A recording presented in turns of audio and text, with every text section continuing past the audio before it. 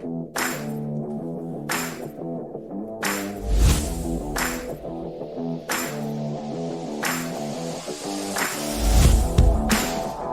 we always start these off, Suave. What's up, a little bit? What happened a little bit? What happened a little bit?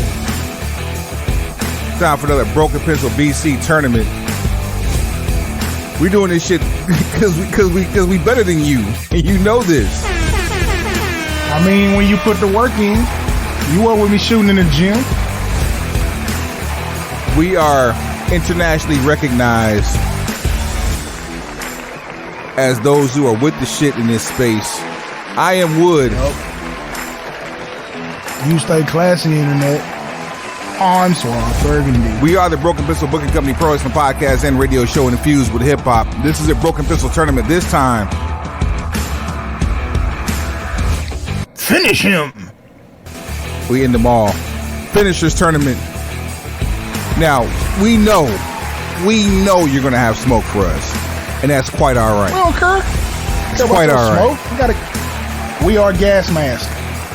Show at BrokenPencilBC.com, BrokenPencilBC@gmail.com, at BrokenPencilBC on everything social. So that's at BrokenPencilBC on what? Everything. Every damn thing. Everything. Let's get this shit moving, man. Oh, let's let people know now. There are no submission finishers in this tournament. What? That is for another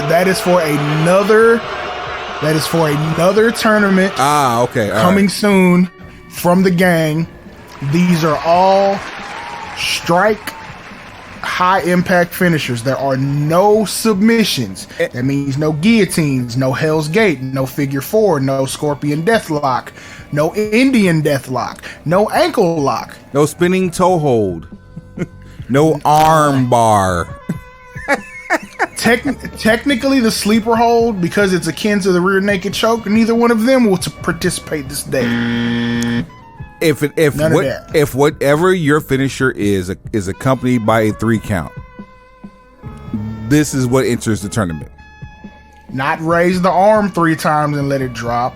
Not referee stoppage. Check that both shoulder blades have hit the mat. Count with an even cadence. 1, 2, 3. Gotta count the lights. You know what is a finisher that could have made this list, but we didn't put it on here? What's that? The finger poke of doom. Oh, buddy. Oh, but I have a surprise entrant at the end, though. Oh, hell. Yeah, I don't even know what this is, boy. It's gonna be off the glass. Yeah. Oh, yeah. Outside and up in this bitch simultaneously. At the same damn time. Suave, you ready to do this? Run it. 64 finishers have made this tournament. We will whittle it down to one champion finisher. Because there can only be one. And these will be fights to the finish. We're going to try to move through this kind of swiftly because, we have so many entries, so many entrants. There'll be a lot of quick decisions on here. Some people are going home early. And, we apologize for nothing. These are in no particular ranking or order. This is random. We lined out a list. We randomized the list, put them in a pool of 64. We're doing the Smarts Madness style. Seed. One winner. There's no backup bracket. There's no loser bracket. This isn't round robin. You don't get points. You win or you lose. That's it. In our first matchup, are you ready? Run the play. The Twist of Fate versus Crossroads. Twist of Fate made popular by the Hardy Boys. The Crossroads made popular in mainstream wrestling by Cody Rhodes. But Suave, you have a little factoid about this one. I do. Shout out to Reno of the Natural Born Thrillers of late WCW fame, who used this particular finisher. And it was called not Snake Eyes. Roll of the Dice. Yes, Roll of the Dice. Snake Eyes may have been a previous name, but it finished up as Roll of the Dice. Not to be confused with Vinny Vegas's Snake Eyes. And what I believe is that they started calling it Snake Eyes, realized that it belongs somewhere else, and then changed it to roll of the dice. But if anyone else can refute that, at Broken Pencil BC on everything. Everything, yes, sir. So, based on the impact of this move, right? They both equally have done things such as win championships, have caused like upset victories. Facts. They're both high impact to the upper torso and the neck area of their opponent. This is a really rough one to start off with. Yeah, this is a hell of a matchup and they're both about the same age too, if you really think about it. Facts. Like I've seen Crossroads done beautifully. I've seen Crossroads look very fucking fugly. And you know what? That is my breaking point right there. Even though the more dangerous finisher would be Crossroads, I really think because of the aesthetics and the long-term impact for Twist of Fate, my edge goes at Twist of Fate. Who you got? Crossroads always seemed weird to me because the deliverer of the move is taking impact on their back. Like the person taking the move ends up on top. Pause. We've seen far prettier Twists of Fate than we have Crossroads over the years, in the full dichotomy of the histories of the move. This is true, but also Twist of Fate seems to be in the same class as two other finishers in this tournament. Ooh. There's just one additional movement. Ooh. Yeah. Think about it. I'm still taking Twist of Fate though. Still? Yeah, I'm still because you can take the ugliest Twist of Fate against the ugliest Crossroads, and you're still gonna take Twist of Fate. Possibly. I don't know, man. I've seen some ugly coin flip. Oh shit! Crossroads. We got the first coin flip of the day. Started off with a coin flip. Ooh, I'm taking Crossroads. It's gonna be open. It's gonna be open today, y'all. Let's see. I won't be upset no matter what happens here. All right, so going to our good old coin flip. Yep. Heads is for Crossroads. No, sorry, heads is for Twist of Fate. Tails is for Crossroads. We're up in the air now. Coming down. It is Tails. Oh my. Oh wow. A little action there. To me, this is an upset. To me, because it's not what I wanted, but I'll accept the coin flip. Twist of Fate gets knocked out at the very last. He kicks out at 2 and takes a Crossroads for the 3. That's rough. That's rough. I'm gonna feel bad. I'm really gonna feel bad about that later on because now I just ruined a potentially great matchup towards the end of this. Oh man, that'd have been amazing if we get there. If we get there, we'll talk about it. But we'd have had the coin flip for that too. We'll talk about it. We'll talk about it. Right. All right. Next matchup: Rainmaker versus the Styles Clash. The Rainmaker is a short arm clothesline, a short arm lariat. Let's be very specific about the difference between a clothesline and a lariat as documented by Lord Steven Regal or William Regal. What is the difference between the two? A clothesline will knock you down. A lariat will take you out. Okay. So there will be no clotheslines in this tournament, but there will be an appearance of at least one lariat. I'm gonna call it the clothesline from hell, regardless of what it is. Go ahead. So that's it. Mama named him Clay, and I'm gonna call him Clay. So we have a short arm clothesline versus essentially it's a man assisted pancake into a pinning combination. I'm going with Styles Clash on this one. Me too. All right, it's unanimous. Styles Clash. Styles Clash for the win. For the W. Sorry, Okada. In our next matchup, Running. a Gen Y classic versus a Gen X staple. The Diamond Cutter versus the Super Kick. Diamond Cutter, thank you and good night. Super Kick made popular by the gentleman Chris Adams of Stratford of Avon, Avon, England. Taken to the top of the world by Heartbreak Kid Shawn Michaels, aka Michael Hickenbottom, but it has been bastardized since then by numerous people, including the Usos, including the Young Bucks. I was gonna say, damn, you mentioned them. I'll say, including people we don't want to mention on this show. Sorry. Well, what's done is done. So, Super Kick, thank you for coming to the party. Diamond Cutter, you've made it to the next round. Next up, all right, self high five. Ooh, man. Ooh. Think about the first time you saw this one, Suave. Okay. The Scorpion Death Drop. Ooh, 1997, you bitch. Versus the Alabama Jam. Ah, damn, Bobby. Alabama Jam is a whiplash power bomb. No. The Whip Alabama Jam is Bobby Eaton off the top rope. That's the top rope, the leg drop. Ooh. That's the top rope leg drop, baby. Alabama Slam. Slam is the whip. There we go. Is a pendulum power bomb. Oh man. Wow. You know what's crazy? Bobby Eaton was really the only one to successfully execute the Alabama Jam throughout time. Should have crushed his tailbone, but apparently he knew how to do it right. But Sting brings out a new move after an 19-month absence from television. And no one knows what to think because it just seems as impactful as a DDT, or is essentially the same embodiment of the DDT, just in reverse. Facts. Man.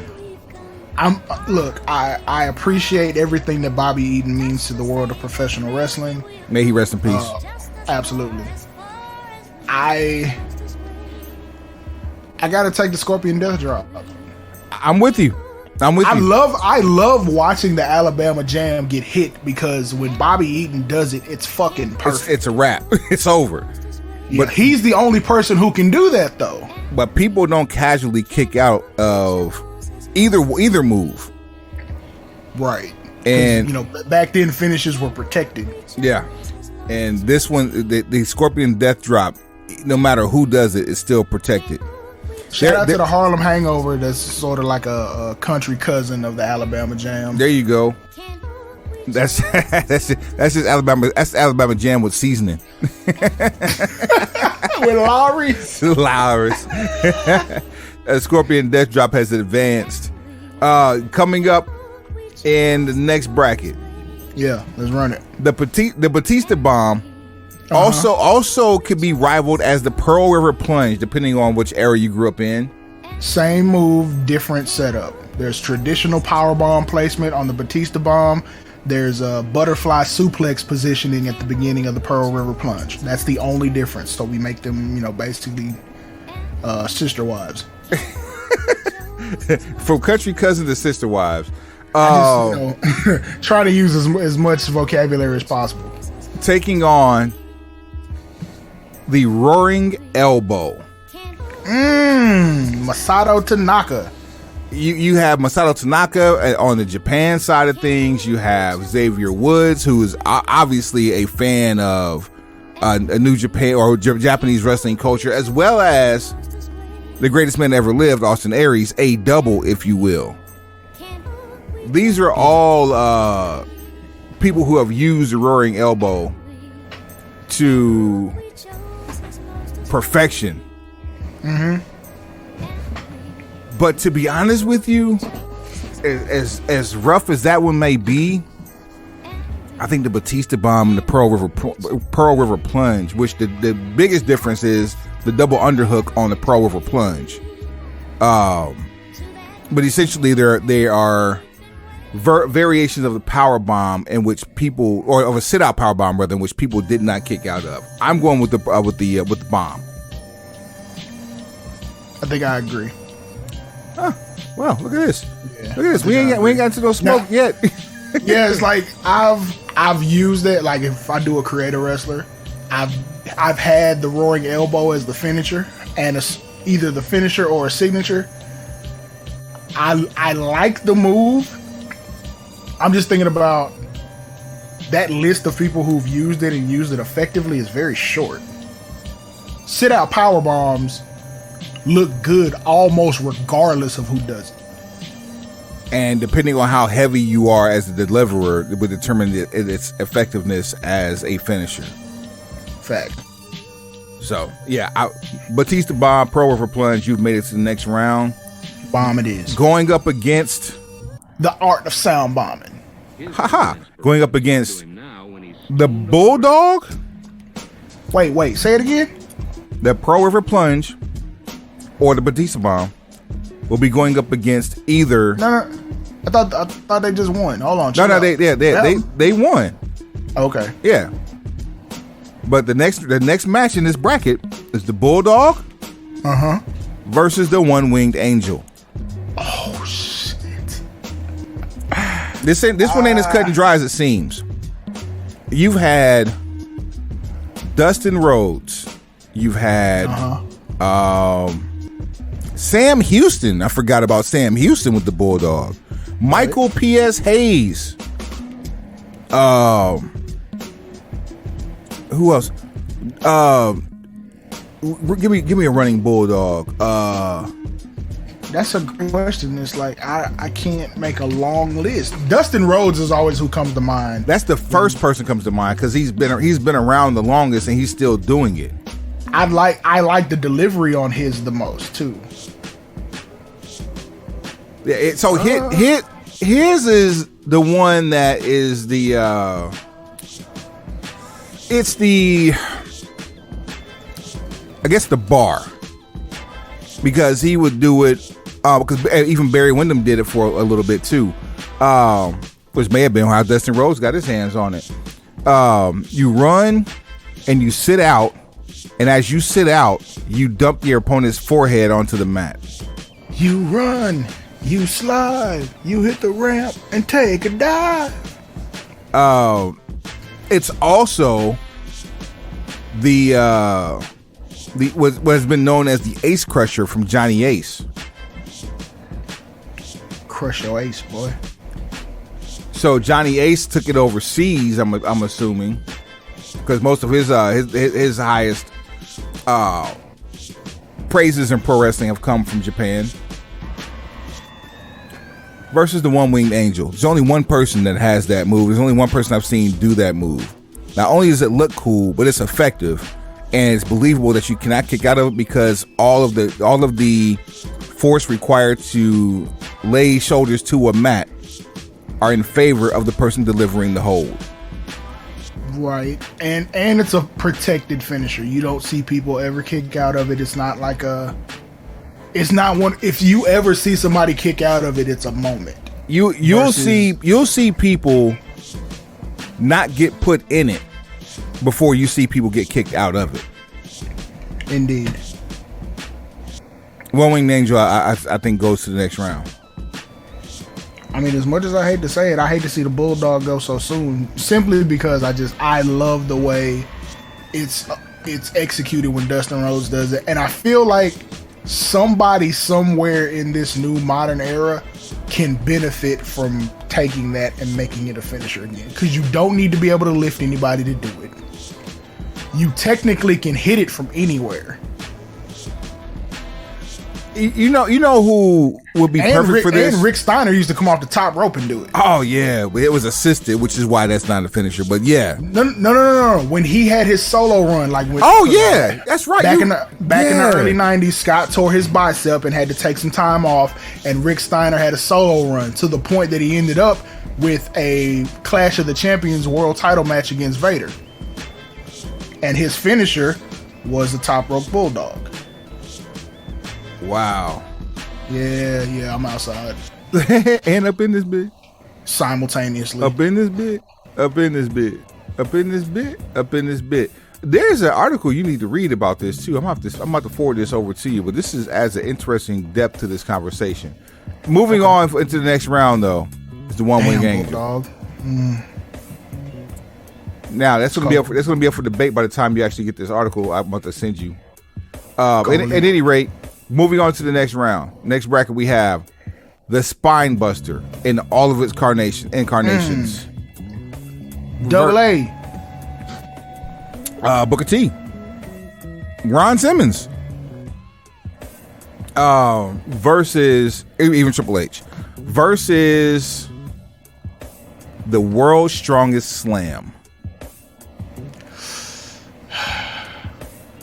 I hate to do this.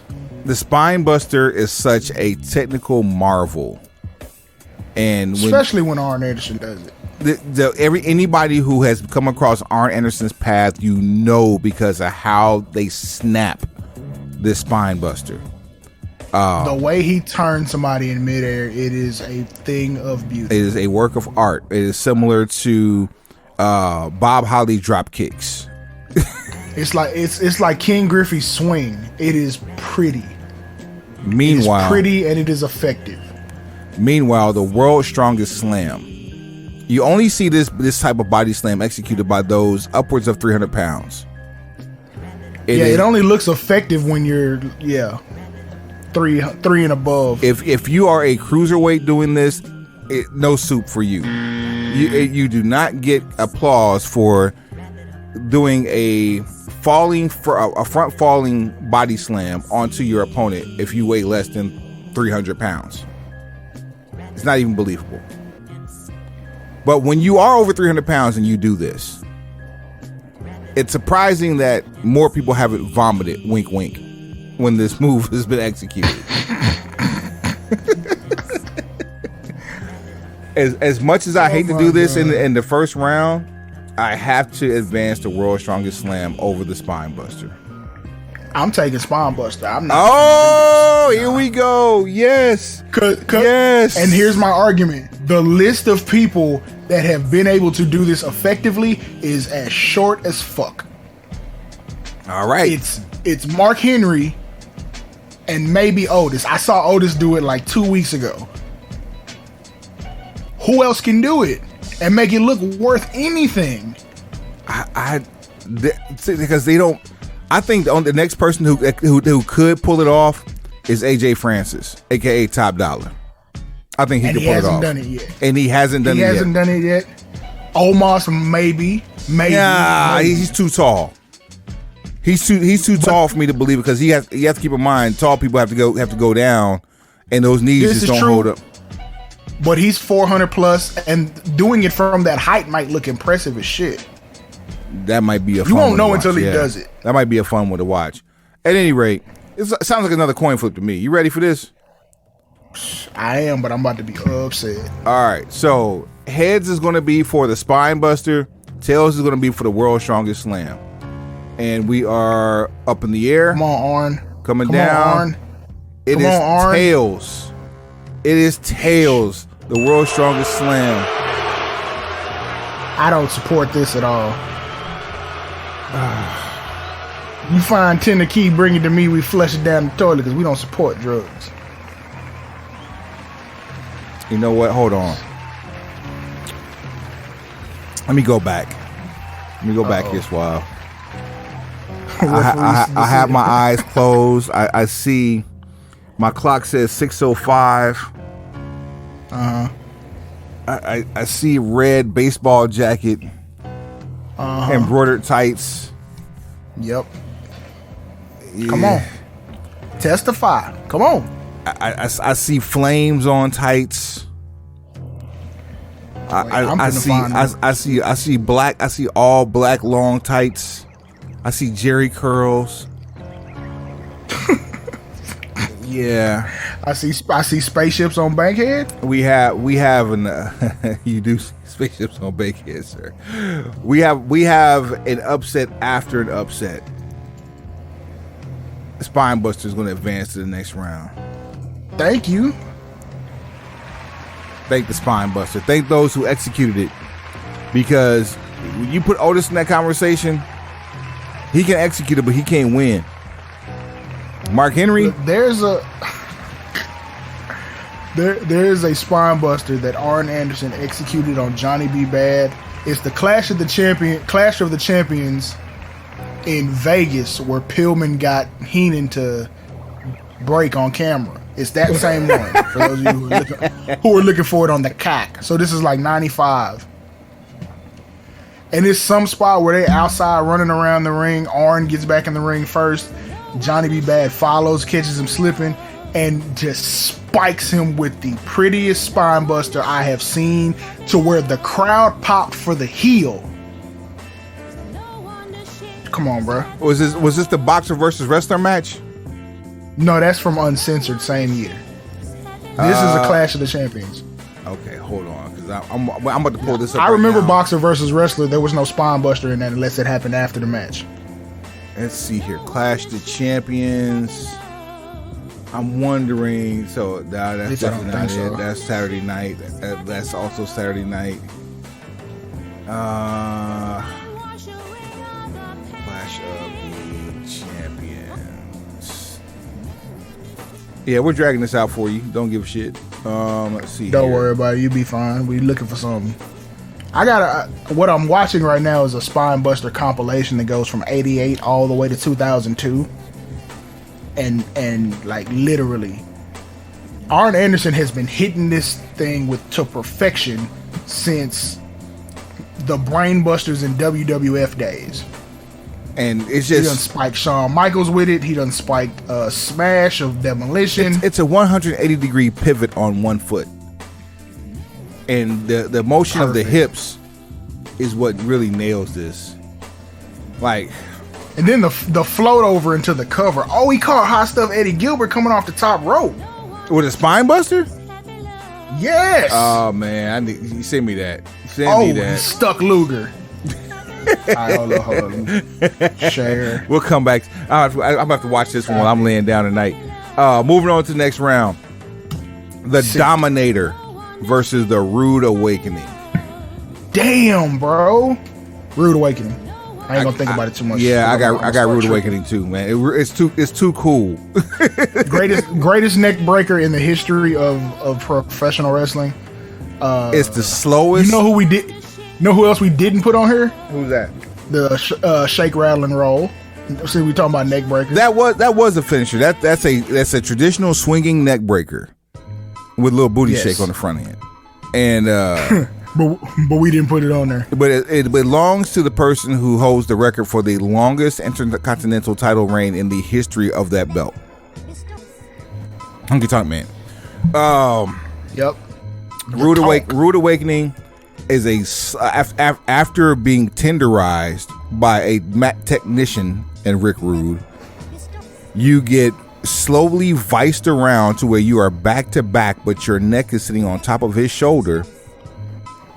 And just as he's ready to let you go, he falls out of nowhere, and your neck is perceived to hit the back of his shoulder, and there's jarring the spine. There's no getting up from it. The Dominator is it's a variation of a spine buster / power bomb / one-handed slam, and very few people can execute that. The Rude Awakening hasn't looked the same since Rick Rude has stopped wrestling. May he rest in peace as well. But that move was so dope and so devastating. We're definitely going with the Rude Awakening collectively on that. Love it. All right. Here's a fun one. Frog Splash versus the Jackhammer. Oh shit. The Jackhammer. This randomizer is throwing some heat. Oh no! I'm looking at the rest of it just for what I can see on this screen right now. Ugh. Jackhammer, a high vertical suplex that converts into a flip over body slam, executed by Bill Goldberg. One of the few moves now, he can't botch. Bullshit. Goldberg did use this more as a setup for the spear. Billy Gunn used it as a finisher briefly during that whole the one Billy Gunn phase. Okay. I haven't seen as many people use it as a finisher even though it absolutely is one. But let's talk about this frog splash though. You have 3 people in the best frog splash conversation, and they're not named Eddie Guerrero. Who they is?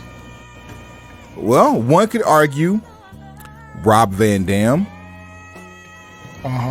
One could argue the latest entrant into this conversation, Montez Ford. Young Tez. One could also argue D'Lo Brown. Facts. D'Lo's frog splash is so special because it takes if you're familiar with what's my man from DC, Man of the Hour, Leo Rush. Familiar with Leo Rush's frog splash?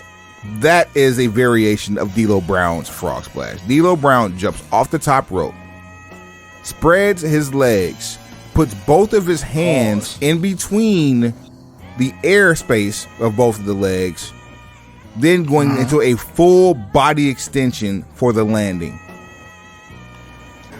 For those of you who are familiar with NBA in the early and mid 90s, it's akin to Harold Miner's performance in the dunk contest. Also see D Brown. Damn, I don't even remember D Brown. What I remember D Brown for in the dunk contest is the no look. Basically hitting the dab before the dab was a thing. Yeah. Harold Miner and D Brown both had reverse dunks where the legs were spread and the ball was right in the middle, straight down, like the full arm extension as far as you can down towards the legs while the legs were in a V formation. Basically, the ball goes down ankle height and gets pulled back up while the dunker's in midair, and there's a reverse dunk over the back of the head. And there's your D'Lo Brown frog splash off the top rope. Yeah, D'Lo's frog splash is essentially just that in reverse. Rob Van Dam's frog splash, also Montez Ford's frog splash, extreme heights because no one gets higher than Rob Van Dam.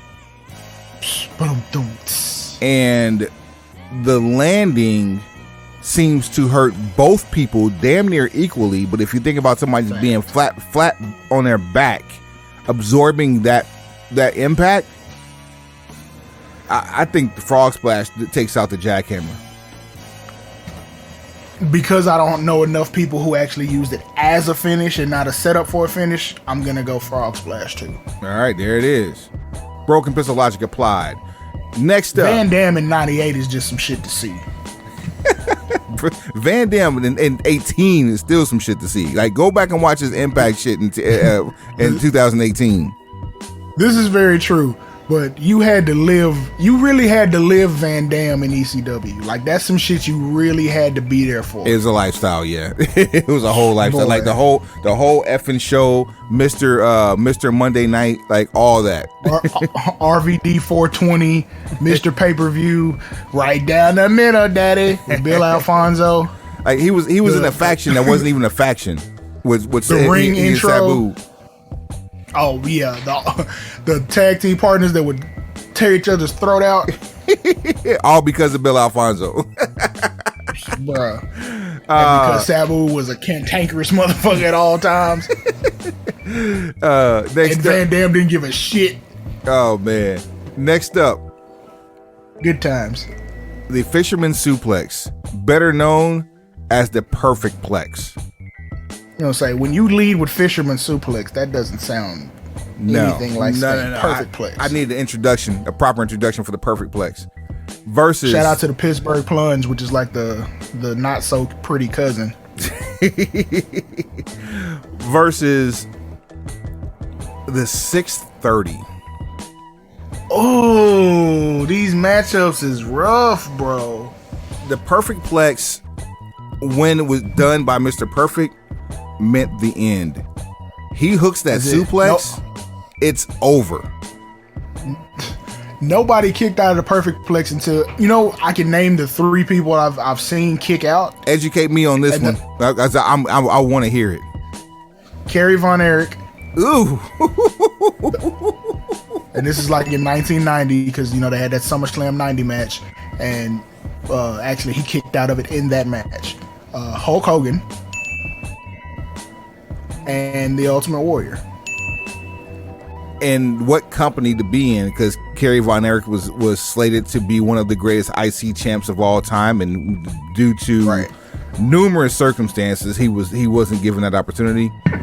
Mr. Perfect Kurt Hennig definitely was one of the greatest Intercontinental champions of all time, on top of being an AWA World Heavyweight champion, and did not use the move until he came to WWE.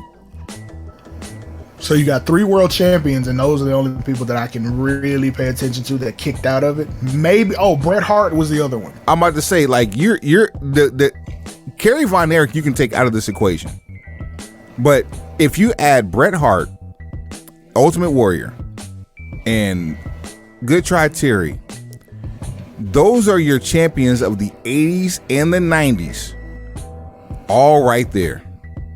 Kerry got a brief sniff of the NWA World Title. Yeah, that was more so of a tribute. 3 weeks. They had a vacation. I don't think it was 3 weeks. But I may be wrong. I don't. Yeah, that's typically how long they were. Like those reigns were, but I can find out for you. Whatever it was, they were here for a good time, not a long time. That's very true. Either way, I don't think the lineage of the Perfect Plex does have a lot of weight. The 630 is impressive because you don't have a whole lot of people who can do it effectively. Ricochet nails that shit every time. Ricochet is still flipping off the top of the damn cage from when he was in Las Vegas for War Games back in 2018.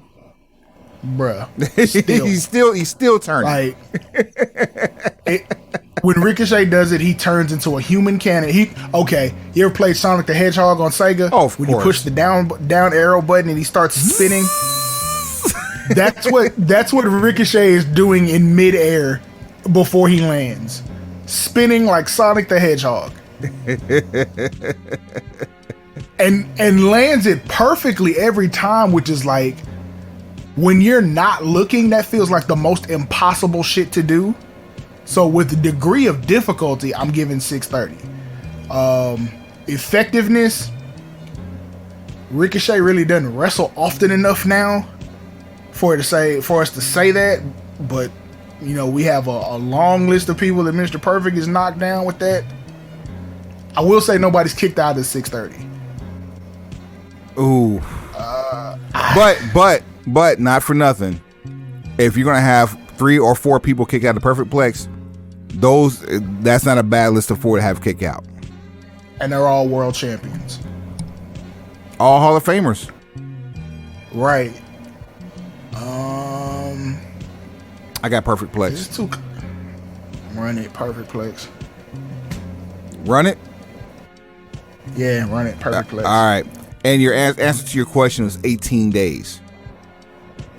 I first said, no, it wasn't 3 weeks. No, but it's 3 days. Couldn't have been 3 weeks. 3 days short of 3 weeks, but it was 18 days was your total. Hey, look, a day late and a dollar short just leaves you with no coffee and no way to get home. We're gonna move past this one real quick. You ready for this? Run it. The Stunner versus the Flying Forearm. Well, thank you for coming, Tito. We put the Flying Forearm on here strictly for Tito Santana, but also AJ shout Styles. out to Terry Taylor with the 5 arm. Look at you outside. Okay. You know what I'm saying? Look, I wasn't thinking about Phenomenal Forearm. That probably should have gone on this list. We didn't have it here. But no, I was thinking, Tito Santana's forearm, and shout out to the 5 arm from Terry Taylor. Because it's better than because it's bigger and better than the forearm. Right. All right, here's another one. You ready for this one? This one, ooh. These matches could be finals. You understand me? Stunner is the only runaway that we've had so far. Mm-hmm. Sister Abigail versus the Spear.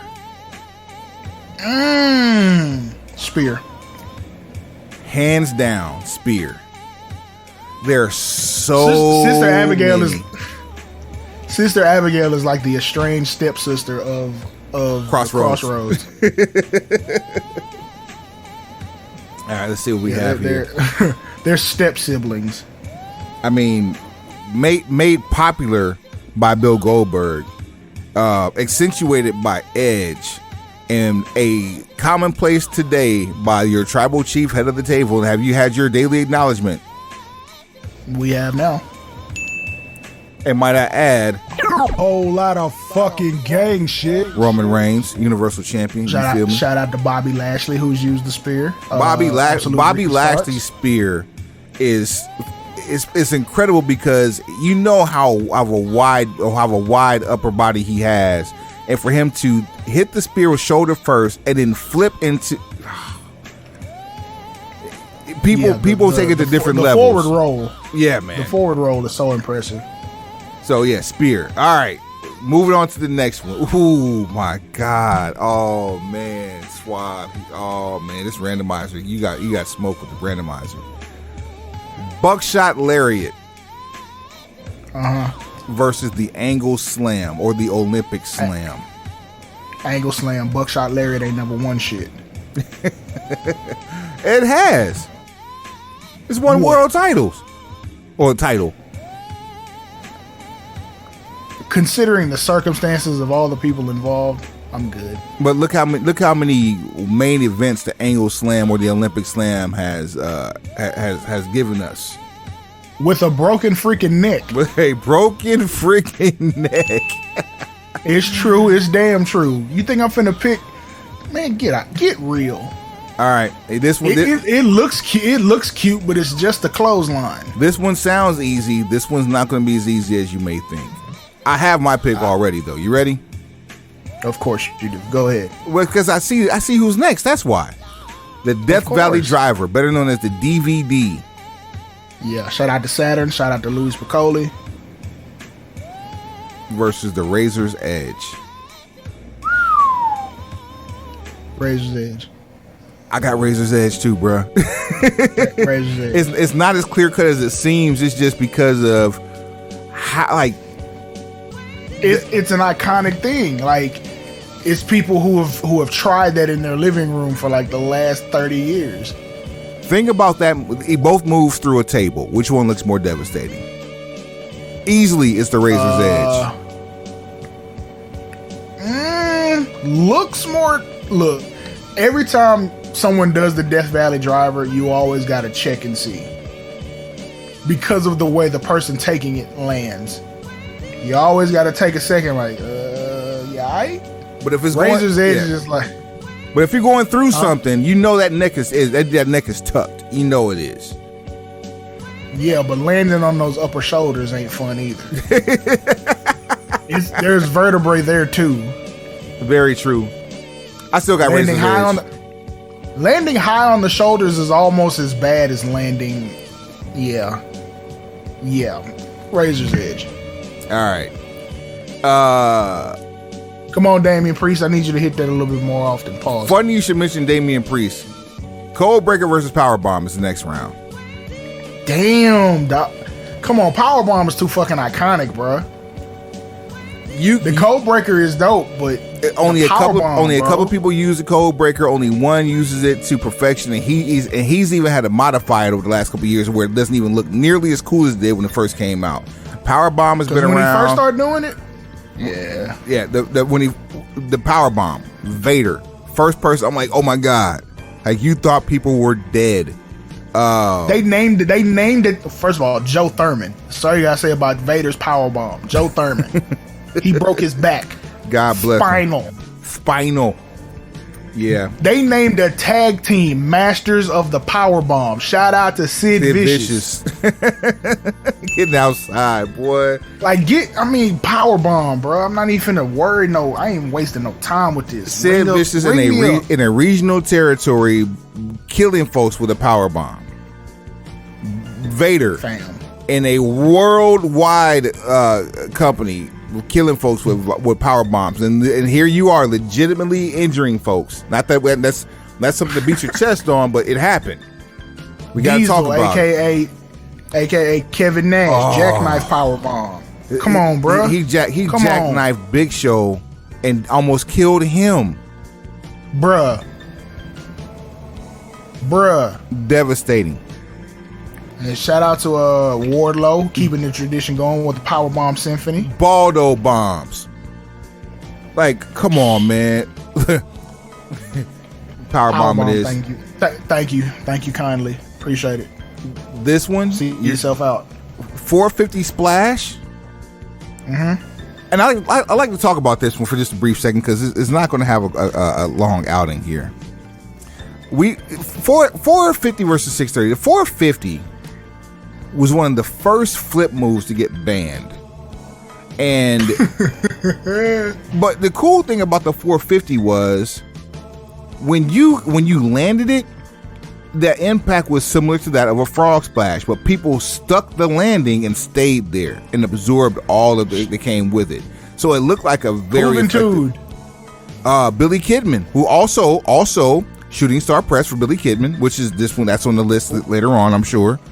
Right.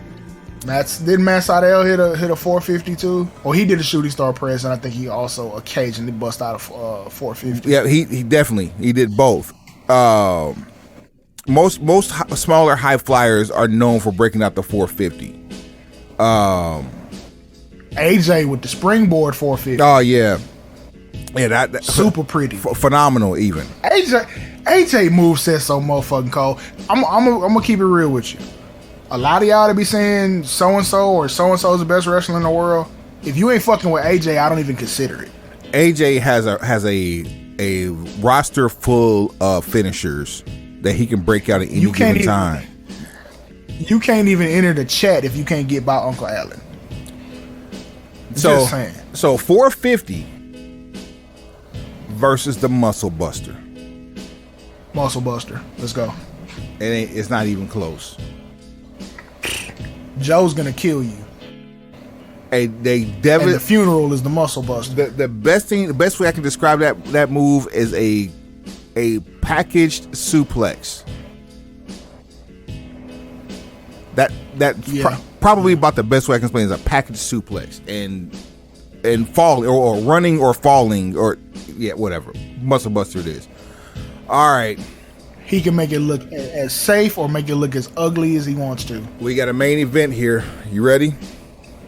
Yep. Pedigree. Okay. Versus Kinshasa.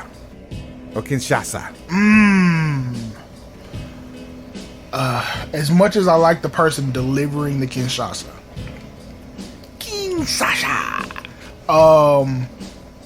I love the move. I love that it sells the whole strong style thing. It looks incredible when he does it. The pedigree is just more iconic. The lineage, we've had overlap with pedigree, and it couldn't have gone to a better candidate.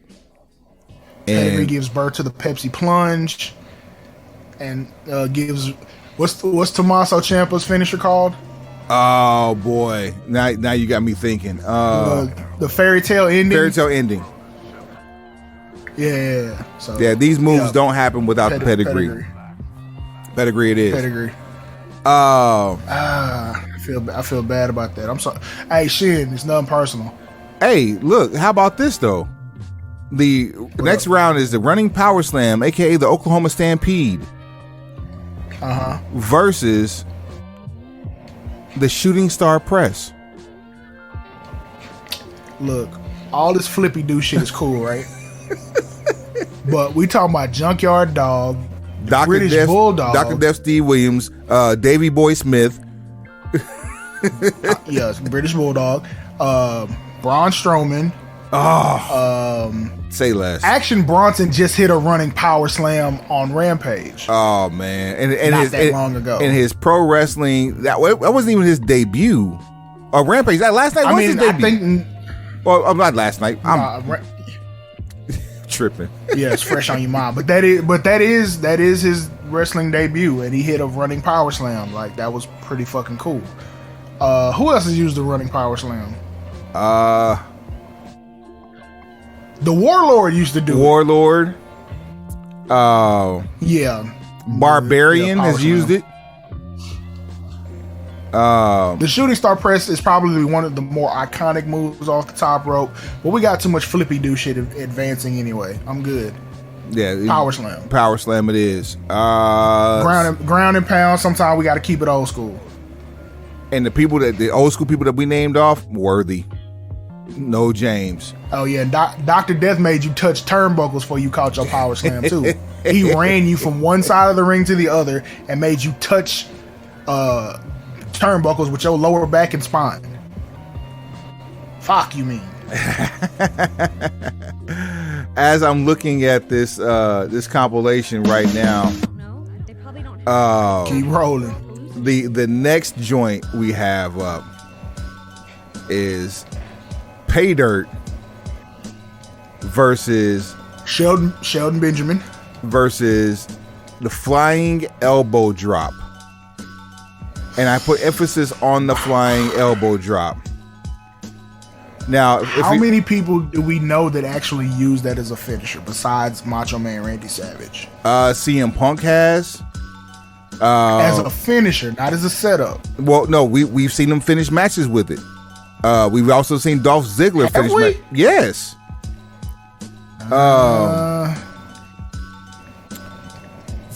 Pay Dirt is it's a jumping reverse bulldog. Yeah, that's a good way to describe it.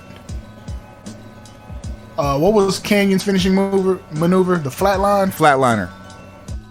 Flatliner. So it's basically a jumping flatliner. And Sheldon's the only one who's done it that I remember. Especially for as long as he's used it. Right. If the move and him was better protected, it'd be no question. Have we not seen Heartbreak Kid win a match with the flying elbow drop? It was always the setup to Sweet Chin Music. Oh, okay. That's a shame. You know what's crazy? What's that? Off that alone, Peter's about to advance. Wow. But look, here's gonna be the one. Here's what's gonna make it where you can't really do that.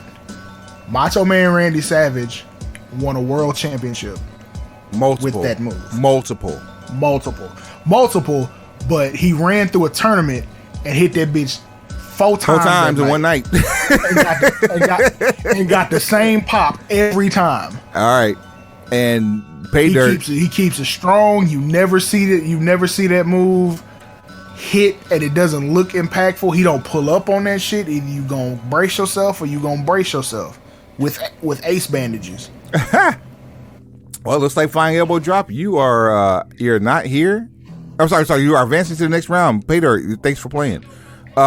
Keep it G. The double stomp, aka the coup de grace. Double foot stomp when you're dealing with Kevin Sullivan. Coup de grace when you're dealing with Finn Balor. Versus the tombstone. Man, thanks for coming. All right. Tombstone. Lethal injection. Lethal injection living next to your home. Versus the pile driver. Damn. Lethal interjection coming next to your home. Lethal injection is a handspring springboard cutter versus the pile driver that has been used as a finisher, was outlawed, was used to break and maim. Right. You name it, they've used it. And this is not the tombstone we're talking about. We're talking pile driver. We're talking Paul Orndorff, Eric Embry, Jerry Lawler. I was gonna say that guy from Memphis. Cactus Jack. Even though his is a slight variation, his is a very crippling variation of such. Tommy Dreamer, not as a finisher, but yeah, part of his repertoire. Yeah, when people were able to use it, it's always looked good. It's always been something that's like, you gonna set up an injury angle, you pile drive somebody on the floor. And if you haven't seen what any of these people that we're talking about, like Eric Embry made a career being the master of the pile driver, but Paul Orndorff in the early 80s in WWF, a leaping pile driver. He was giving people the business. He even did it in WCW when he was tagging with Paul Roma. It's pretty wonderful. In his 40s, almost his 50s. Dropping them. A pile driver for me. Yeah, pile driver it is. All right. Run it. Here. Oh, man. This one's going to be quick, too. Don't give me the. I thought you were about to give me the finals in one of these. No. I'm not going to do that to you. I'm trying my best not to even look ahead anymore. All right. The Burning Hammer, which is made famous from Spanky, Brian Kendrick. It is a torture rack reverse Death Valley driver.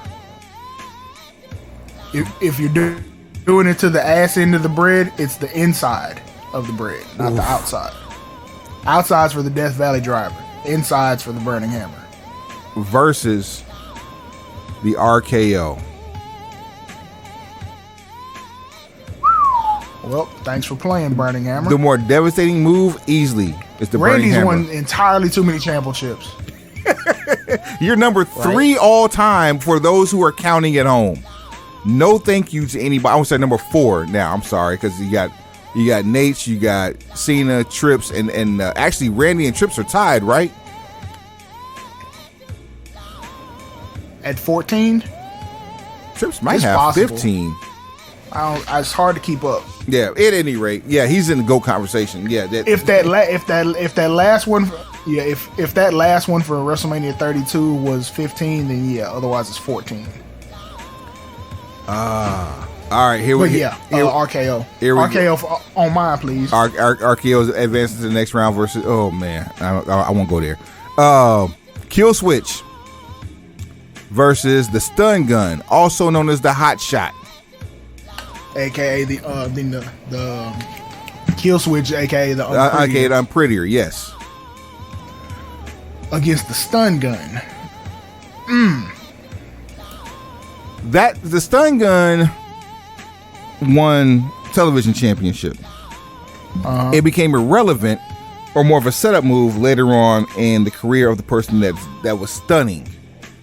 The Hot Shot was made famous by Hot Stuff Eddie Gilbert, and had later become a tag team specialty versus a single specialty. But no championships were won outside of a television championship, maybe a U.S. championship. Was that right? Or some regional championships? Yeah. Kill Switch, world championships, tag team championships. It's Kill Switch for me just because of how it looks. Yeah, you can stab a person's neck the wrong way doing Kill Switch. Factuals. You can break your nose easily. It takes a whole lot of trust to let somebody. Hey, Kill Switch. Speaking of breaking necks the wrong way, Attitude Adjustment, which is a fireman carry slam, versus the Vertebreaker. This first round of matchups is crucial. Obviously, the Attitude Adjustment has won more world titles than just about anybody.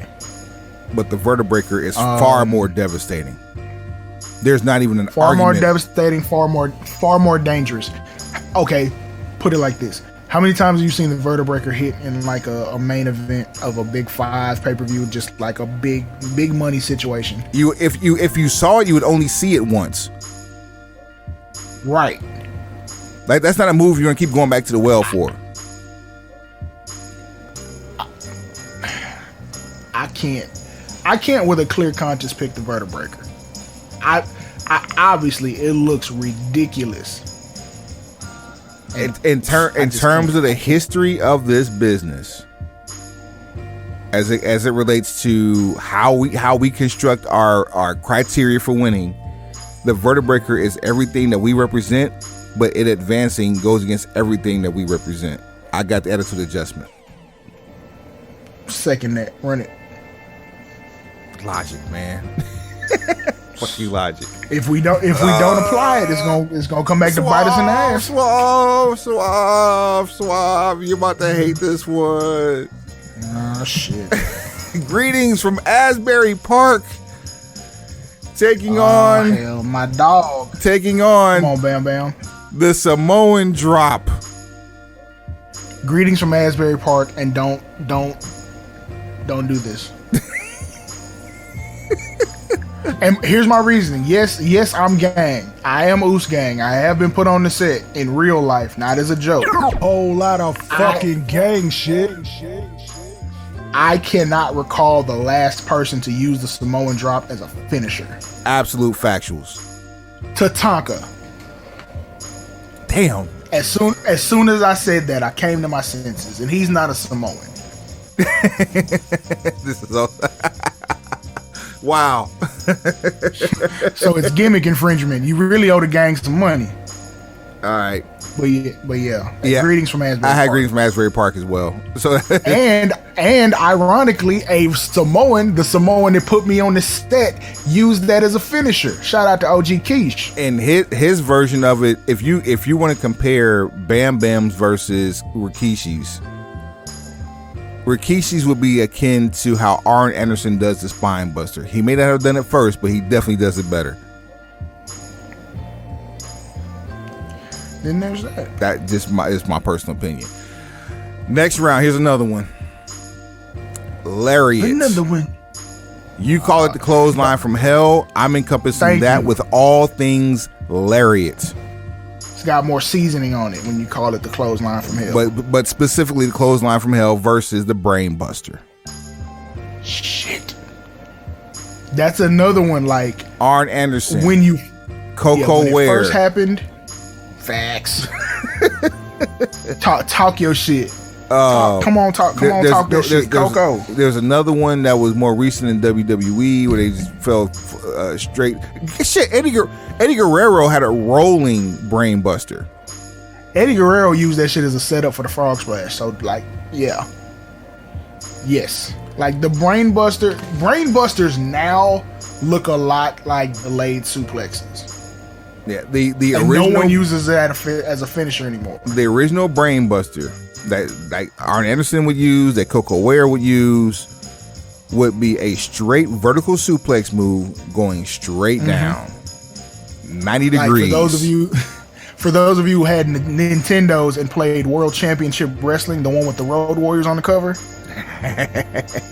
you'd get Michael Hayes to hit the brain buster, and that's exactly how they used to do it. Or if you Or if you play pro wrestling, Fighter Hayabusa. Wow. Wow. That's a whole lot of gangster shit. Yeah. The brain buster ain't what it used to be, so I can't put that smoke. I can't and not with a clear conscience. Meanwhile, standing the test of time is the lariat. Knocking motherfuckers down, keeping them down for 3 counts. Stan Hansen, JBL. Stan Hansen's nickname is the lariat. You see what I'm saying? What's my? I can give you them 2 and quit. But who else? Former NWA World Heavyweight Champion Trevor Murdoch.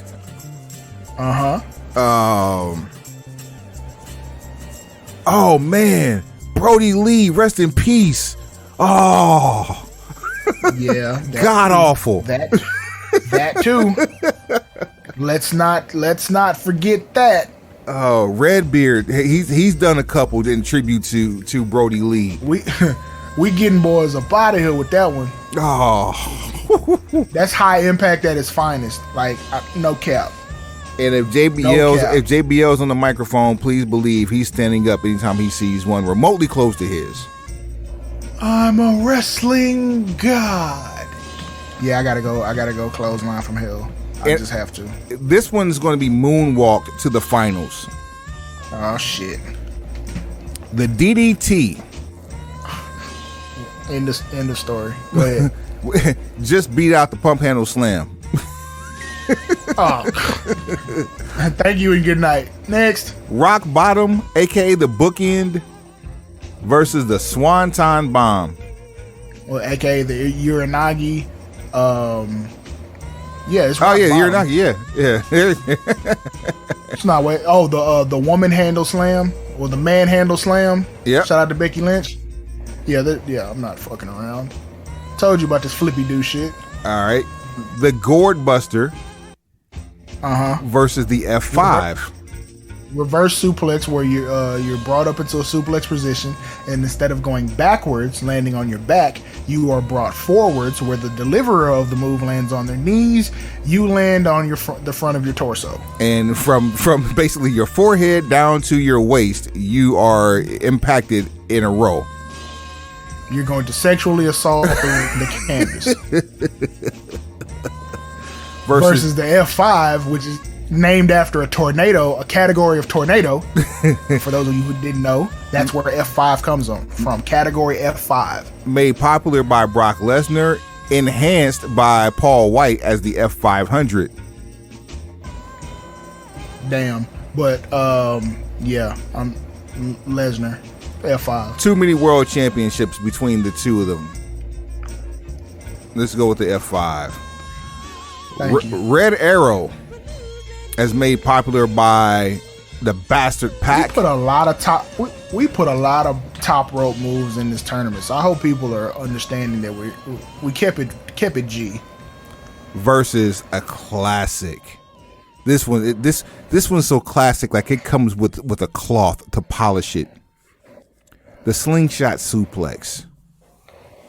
The slingshot suplex, for those of you not in the know, consists of a person being near the ropes, lifting you up into a suplex position. As you get your legs vertical, the legs fall as the person holding the opponent in the air turns 90 degrees. Legs fall, hit the top rope, and then increase the leverage or the impact as you are slingshotted back up into the air and falling to your back, usually resulting in a 1-2-3, and they win for either a national champion, tag team champion, or television champion, that one being named Tully Blanchard.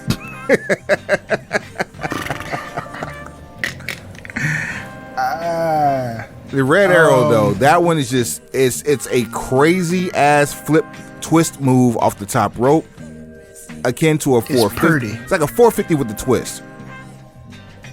Kind of, sort of. Or for those who are familiar with the Phoenix Splash, where like when Seth Rollins he's facing the crowd on the top rope. Pac just turns around and faces the inside of the ring.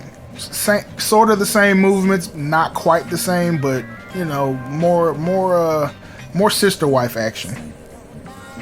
So who you got, Swab? I'm gonna surprise everybody. I'm gonna take the Red Arrow. Ooh. As much as I would love to see the slingshot suplex advance, it's only recently that we've seen it come back, and that was when FTR was being managed by Tully Blanchard, and it went away just as fast. So for that, of course, because yeah, Red Arrow does advance to the next round. All right, these two couldn't be in a better bracket.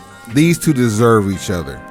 This is probably the most deserving bracket that we have in this first round. You ready for this? The knockout punch versus the Asiatic spike. Two banned moves that if you brought them out in a match would instantly cause a victory by pinfall. True. I don't see the spike as being illegal, just because it's a thumb strike to the neck It's area. a thumb to the throat. If it was to the Adam's apple, I'd see it as being illegal. Well, that was the illusion. But to the side of the neck, totally legal. Here's the thing with the knockout punch. So there's Johnny B. Bad, the kiss that don't miss. There's William Regal, who would use it with brass knucks, power of the punch. Big Show, aka Paul White, with weapon of mass destruction. The WMD. Yes. Technically, a closed fist to the mouth is illegal, admonishable by referees. This is one of those where I got to side with the gang because the Asiatic Spike is Umaga. That's Uncle Eki. So yeah, Spike. We're talking Umaga. We're talking Maniac Matt Bourne. We're talking the great Kabuki, the great Muda. You know the great Muda, my dog. Terry Bam Bam Gordy used it as a part of a sleeper. The Shinonomaki. Come on, fam. Yeah, Spike it is. Come on, bruh. And then finally, the last matchup in our first round. And I know there's plenty that we've missed. Guess what? You got, if you got smoke with us, hit us up. If you don't have no emails or social media engagement leads me to believe that we are spot on and with the shit as we always have been. So this last round, the spinning back elbow, more notably known as the Judas Effect, versus the Go to Sleep, the GTS.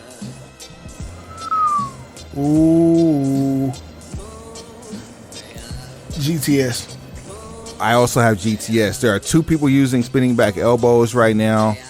A couple of people using the GTS right now. But the GTS, by and large, has a longer, more time-tested resume.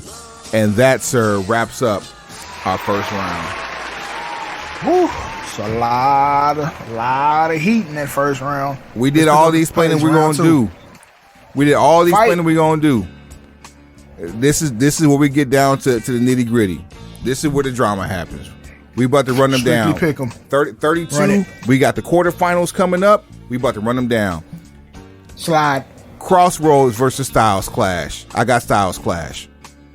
Me too. Run it. Diamond Cutter versus Scorpion Death Drop. I got Diamond Cutter. I do too. Run it. Damn. Batista Bomb, Pearl River Plunge versus the One Wing Angel. Ooh. Batista Bomb.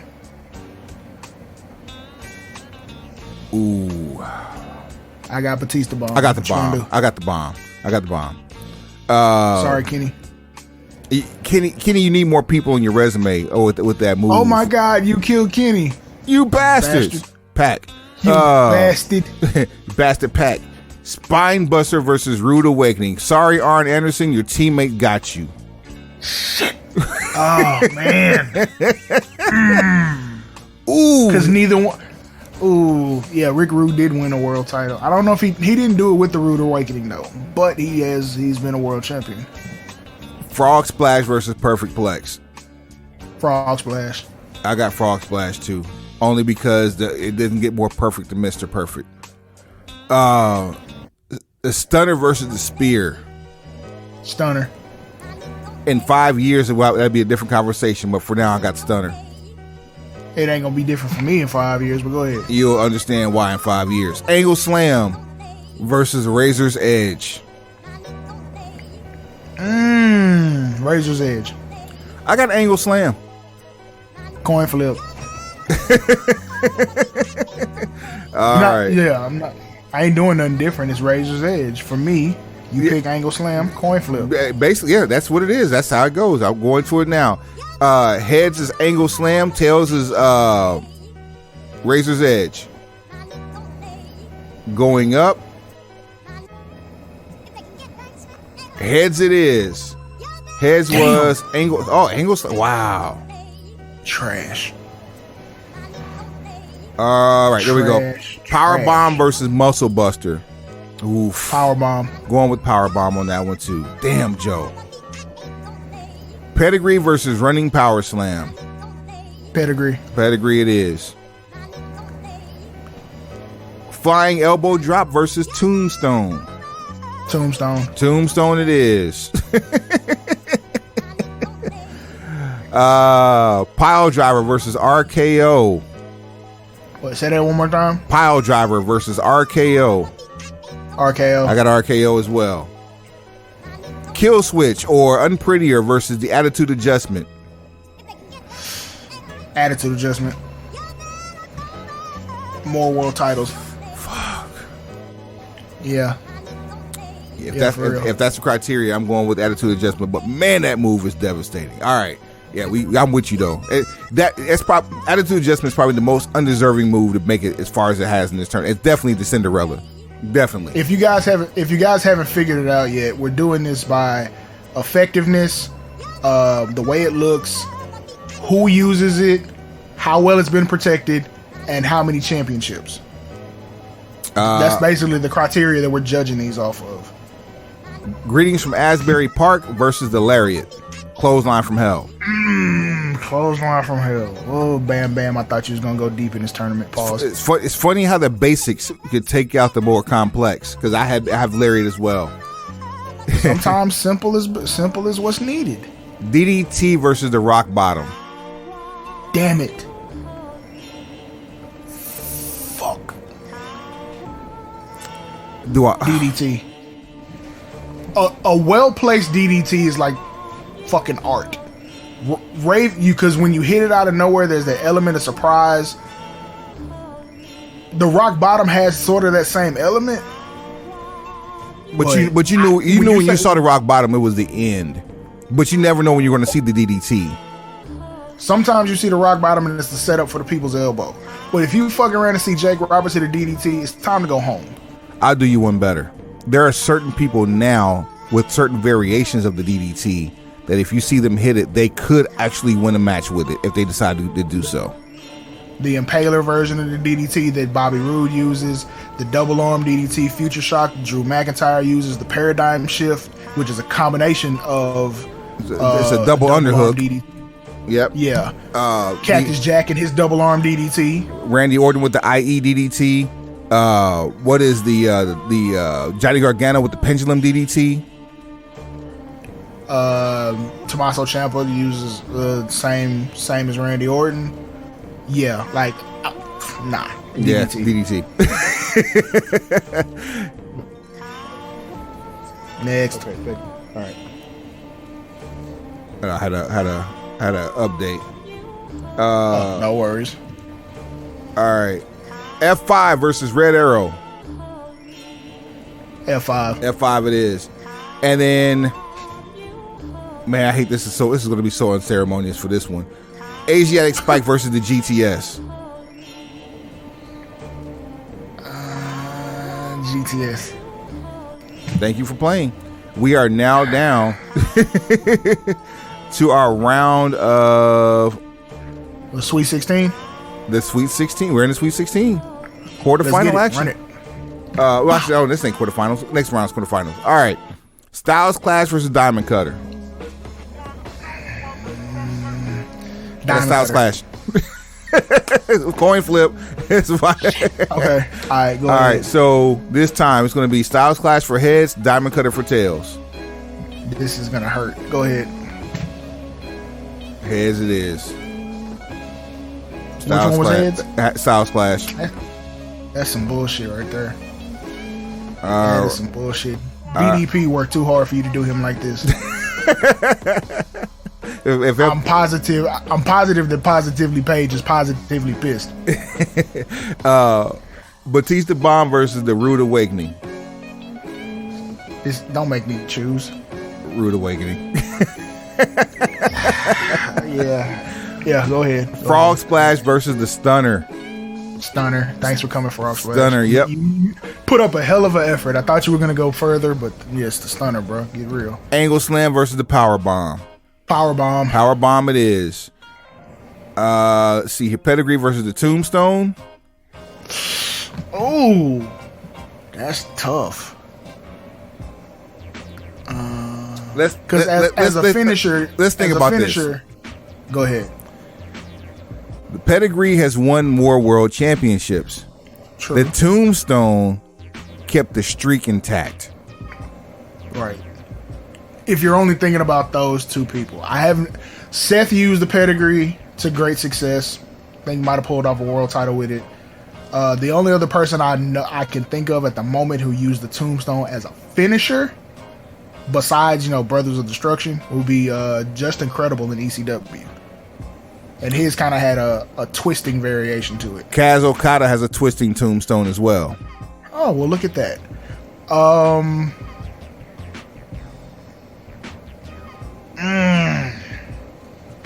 Tombstone was probably better protected. But the pedigree's been hella protected too. You don't typically kick out of that. And you see it coming from the ropes too. I got pedigree. Me too. Run it. All right. RKO versus Attitude Adjustment. RKO. Definitely RKO. Lariat versus the DDT. Specifically, the Clothesline from Hell versus the DDT. DDT. DDT it is. As Jake Roberts would say, you can't DDT a man on the concrete. You kill him. You'll kill him. F5 versus GTS. F5.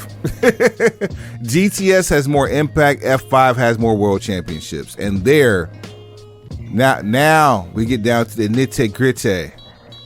The Elite Eight. Styles Clash versus Rude Awakening. Rude Awakening. I got Styles Clash. Simply. You gonna try to ride this horse all the way to the finals? I promise you I'm not. I done picked up on your strategy. Anytime the Styles Clash comes up, we end up at a stalemate and there's a coin flip, so it gives it an even better chance for the Styles Clash to fucking advance. Go ahead and flip this coin. Heads for Styles Clash, tails for Rude Awakening. Up in the air, coming down, it is tails.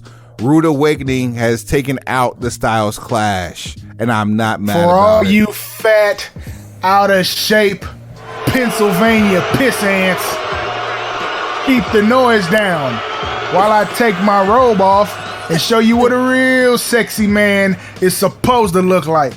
Hit the music. If this were in world class, that would be accompanied by Smooth Operator. All right. That's hilarious. That might be the only man to have two nicknames at the same time. The Smooth Operator, Ravishing Rick Rude. Man. The Stunner versus the Power Bomb. Damn. Stunner, yep. Stunner's just too fucking iconic, but bruh, the Power Bomb? It's one of my favorites. Yeah, that's going to be around for as long as wrestling is here. The pedigree. If you get into a street fight and you hit a Power Bomb, you win. The pedigree versus the RKO. RKO, I got two. DDT versus the F5. Ooh, I'm sticking with the DDT. I'm sticking with the DDT too. You can kick out of an F5, but a properly placed DDT you may not wake up from. Facts. All right, Suave. The F5 is only damn near foolproof if one person does it. Anybody else? Not quite. It's questionable. All right, Suave. It's really questionable. Here we are for the semis. The Rude Awakening, as carried by Ravishing Rick Rude, versus the Stone Cold Stunner. Well, Rick, I tried. I got you as far as I could. It's the Stunner. That's it. It's amazing how two members of the Dangerous Alliance make it to the semifinal round, but moving to the finals. No shit, right? The Stunner is moving to the finals here as it takes on the winner of the RKO and the DDT. Damn, bro. The RKO can come out of nowhere. The DDT just hits you. It just hits you. As many world championships as the RKO has gotten people, I still got DDT on this one. I got RKO. Flip the coin. Oh shit! All right, RKO is heads. The DDT is tails. RKO is heads. DDT is tails. We're up in the air. RKO advances to the finals. Oh my god, son! What an upset! To me, that's an so upset. Much drama. Oh man, it kind of is, because you're thinking. If you're like me, you're thinking about Jake the Snake Roberts every time the phrase DDT is brought up. Yeah, because the only other person to use DDT outside of Jake Roberts after Jake moved to the big time was Michael Hayes using it. You never saw anybody else using it. And the Freebirds, most of the time when they did their DDT, it had that snap to it, but the opponent would kind of do a forward roll. Where with Jake, they're laying out flat, flat. so it adds to the way he snaps it off, and then the opponent lays flat. It adds to the effectiveness of the move. The irony, even Ravens had more of a tuck and roll to it. The irony to this one is the only other person to use a DDT after Jake used it, after Jake made it popular and lay people out with it, Arn Anderson. Arn would drop some people with the DDT, and like I said, Raven had the even flow. Even flow was something. Yeah, it was something else. And I think his size had a lot to do with the even flow's effectiveness. He lower center of gravity. Gotcha. For the finals, Stone Cold Stunner versus the RKO. I'm going Stone Cold Stunner. I know what you finna do, so we finna get this coin ready. Get the coin flip ready. Heads, Stone Cold Stunner. Tails, RKO. For the championship, for the finals, the best finisher of all time is Steve. Tails, the RKO. Fuck this. No. Under protest. Wait, Suave. Nope. Suave, there's only one move that can trump an RKO and as a championship as the GOAT finisher of all time. What's that? The small package cradle. Show at brokenpistolbc.com, brokenpistolbc@gmail.com. That's the shit. That's the show right there. At Broken Pistol BC on all things social. Suave, take us to the motherfucking house. Small package cradle is the GOAT. The show ends under protest and with a mystery man showing up. You cannot beat a small package cradle, bruh. That's like when Lesnar just jumped in Money in the Bank at the end. What the fuck is this? Hey. It's under protest, so anybody, hey, we need a write-in campaign. If you feel like the Stone Cold Stunner is the greatest finisher of all time, we need to hear about it. If you agree with the coin flip and you say the RKO is the greatest finisher of all time, we need to hear about it. Pencil pushers. Until the next tournament. 14 world championships can't be wrong. The bank statements from the Attitude Era can't be wrong. You have that many championships because you lost that many times. Meanwhile, we holding belts for whole calendar years. Fuck you mean? I carried this business. They went. Do you realize WWE went public off the strength of the Stone Cold Stunner and the guy who was giving it to people?